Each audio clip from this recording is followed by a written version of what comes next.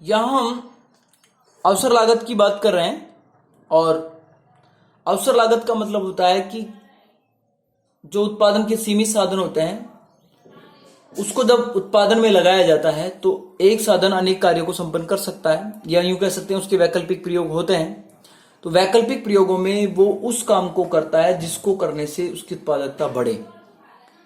तो कहने का मतलब एक साधन की अतिरिक्त इकाई को लगाने से कुल लागत में जो परिवर्तन आएगा उसे अवसर लागत या सीमांत लागत, मार्जिनल रेट ऑफ ट्रांसफॉर्मेशन, सीमांत रूपांतरण की दर कहते हैं।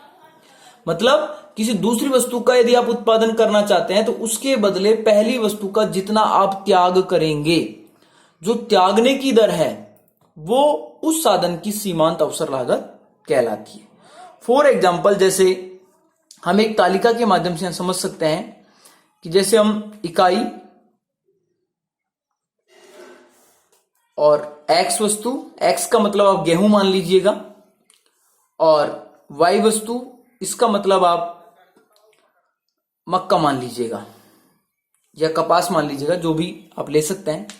अब साधन की पहली इकाई को लगाने से आप गेहूं का उत्पादन कर रहे हैं 200 इकाई, और मक्का का उत्पादन आप नहीं कर रहे हैं। अब एक इकाई का उत्पादन, आप चूंकि आपको मक्का का उत्पादन भी चाहिए इसलिए आप दूसरी इकाई का जब उत्पादन लगाएंगे, एक अतिरिक्त इकाई को लगा रहे हैं, तो उसमें गेहूं का त्याग करेंगे। आपने जैसे यहां पर चूंकि साधन की जो सीमांत लागत होती है यहां पर बढ़ती हुई होती है, इसलिए आपको जैसे आपने त्याग किया, यहां से मान लो आप 170 पे आप आ गए, इसका मतलब 30 इकाई का आप त्याग कर रहे हैं। ठीक है, तो 30 इकाई का जब आप त्याग कर रहे हैं तो इसके बदले मक्का की आप एक इकाई को प्राप्त कर रहे हैं। तो यहां जो एमआरटी हो गया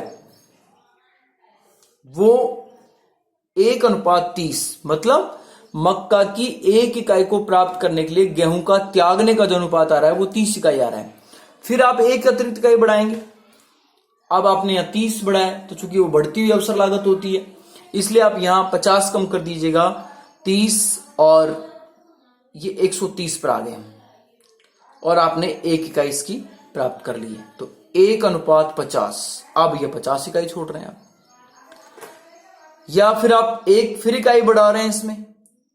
अब आप यहां पर 160, 3, इसका मतलब हो गया आप 70 इकाई का त्याग कर रहे हैं यहां पर 1:70, तो बढ़ती दर से आप इसका त्याग कर रहे हैं।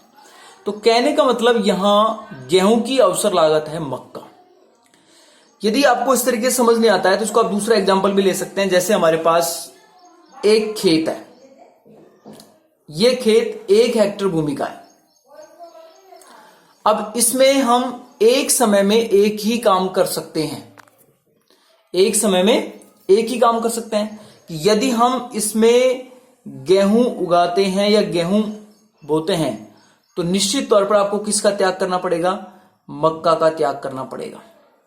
गेहूं उगा रहे हो तो मक्का उगा नहीं सकते इस खेत में, और यदि आप इस खेत में मक्का उगा रहे हैं तो आप किसका त्याग कर रहे हो? गेहूं का त्याग कर रहे हो। किसका त्याग कर रहे हो? गेहूं का त्याग कर रहे हो।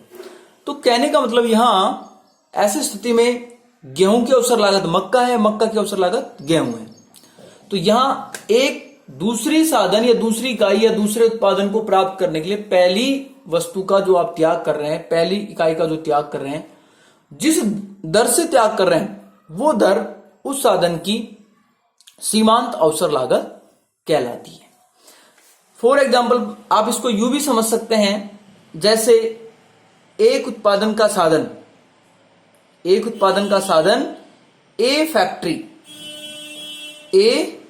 फैक्ट्री में कार्य कर रहा है, और उसको यहां काम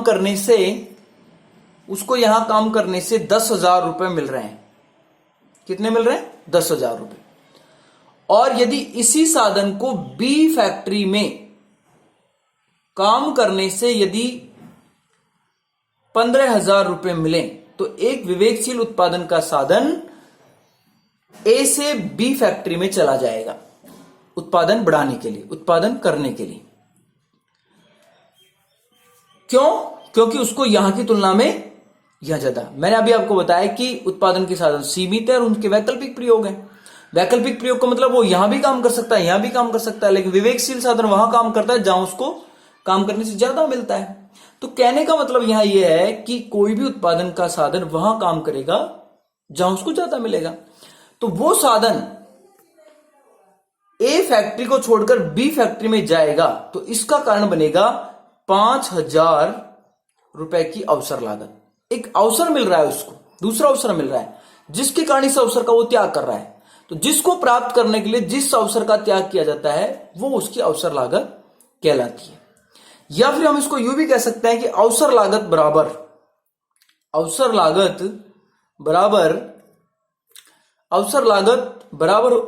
होता है साधन की वास्तविक आय जो वर्तमान व्यवसाय से प्राप्त कर रहा है माइनस साधन की स्थानांतरण या अस्थानांतरण आय, ट्रांसफर इनकम। मतलब ये साधन की वास्तविक आय है, ए फैक्ट्री में वो काम कर रहा है, ये उस साधन की क्या है, वास्तविक आय है 10,000 रुपए, और ये इसकी स्थानांतरित आय है, ट्रांसफर इनकम है। तो इन दोनों का जो वास्तविक अंतर निकल कर आएगा, जैसे